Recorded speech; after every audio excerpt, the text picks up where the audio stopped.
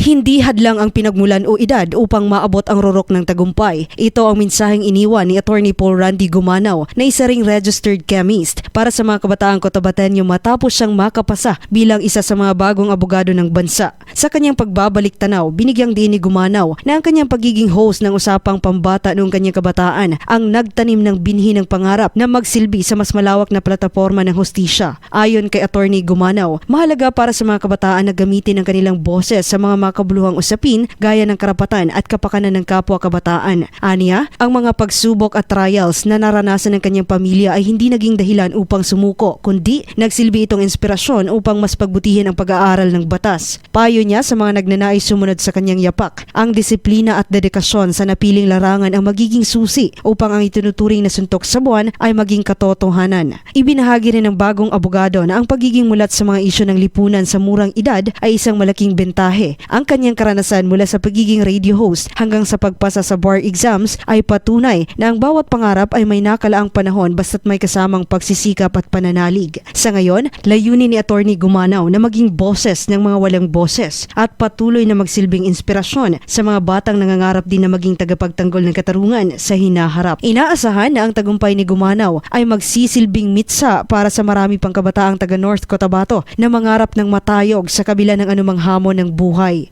Joanne Oranio, NDBC, Bida Balita.